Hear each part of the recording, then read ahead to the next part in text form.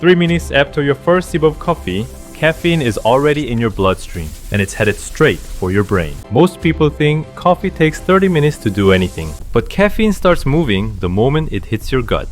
It's a tiny molecule and it mixes well with both water and fat. That matters because it can slip through the lining of your stomach surprisingly fast. If your stomach is empty, it moves even faster. The coffee drains into your small intestine, and that's where most absorption happens. The small intestine has a massive surface area. It's packed with tiny folds, and it has a rich blood supply right underneath. So caffeine moves from your gut into your blood quickly. Within about 45 minutes, roughly 99% of the caffeine you drank has been absorbed. Almost all of it ends up circulating in your bloodstream. Now here's where things get wild. Your brain has a protective filter called the blood-brain barrier.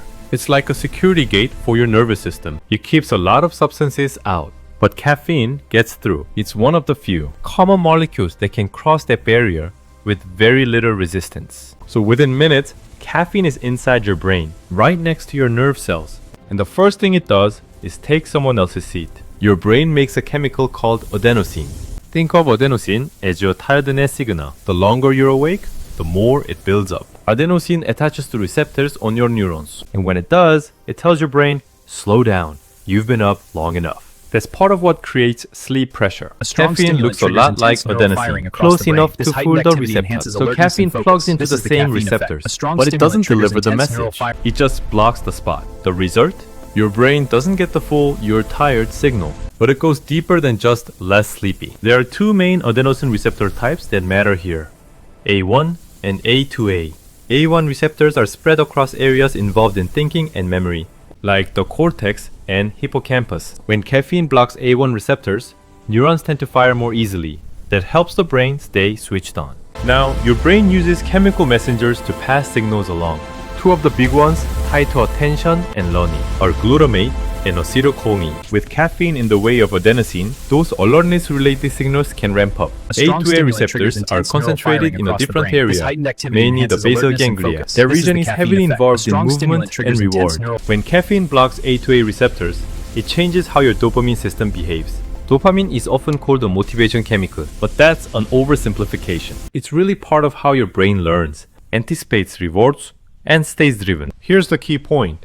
Caffeine doesn't dump dopamine into your brain. Instead, it makes dopamine signaling more effective. In simple terms, it can make dopamine receptors, especially D2 receptors, more available and more responsive. And that's a big distinction. Drugs like cocaine and nicotine can cause a much more intense dopamine surge in reward circuits. Caffeine doesn't hit you like that. It's more like turning up the volume slightly on a system that's already running.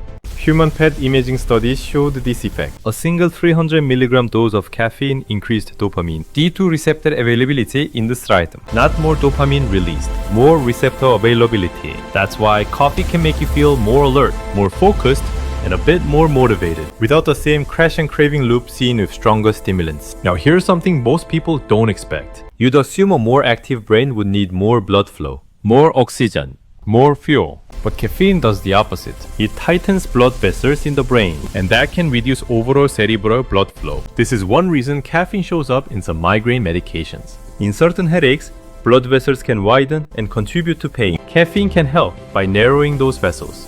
So what happens after the first hour? Caffeine levels in your blood usually peak somewhere between 30 and 60 minutes after you drink it. That's often when the effects feel strongest. After that, your liver takes over. It starts breaking caffeine down, mainly into a compound called paraxanthine. Caffeine doesn't disappear quickly though. Its half-life is usually around 3 to 5 hours. Half-life just means this. After that amount of time, about half the caffeine is still in your system. So if you drink coffee at 2 p.m., half of that caffeine may still be circulating at around 7 p.m.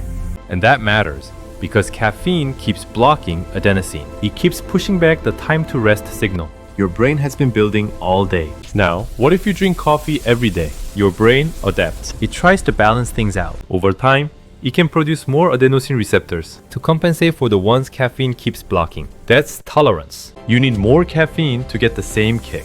And if you suddenly stop, those extra receptors are still there. But now, there's no caffeine blocking them. So adenosine rushes in and hits hard. That's why quitting abruptly can cause headaches, fatigue, and that heavy brain fog feeling for a few days. But zoom out, and the long-term picture gets interesting. Large-scale reviews that included data from over 5 million people found that moderate coffee intake, around 3 to 4 cups per day, was linked with a lower risk of stroke, roughly about 12% lower in those findings. Those same reviews also reported a lower risk of dementia, around 6 to 10% lower, depending on the analysis. That doesn't prove coffee is a magic shield, but it suggests there may be protective effects over time. Let's put the numbers together. About 99% absorbed within 45 minutes. Peak levels in 30 to 60 minutes. A half-life of 3 to 5 hours. And within just a few minutes, caffeine is already crossing into your brain, already blocking the receptors that normally make you feel tired. Coffee isn't your enemy, but once you understand what it's doing in your brain, that next cup feels different. Next time on Body Decoded, we're going into your lungs. One cigarette, one breath of smoke, and the damage starts at the very first cell it touches. If you don't want to miss it, subscribe and turn on notifications. And if this helped you understand your brain a little better, a like really helps. This video is for educational purposes only. It is not a substitute for medical advice. Always consult your doctor for health concerns.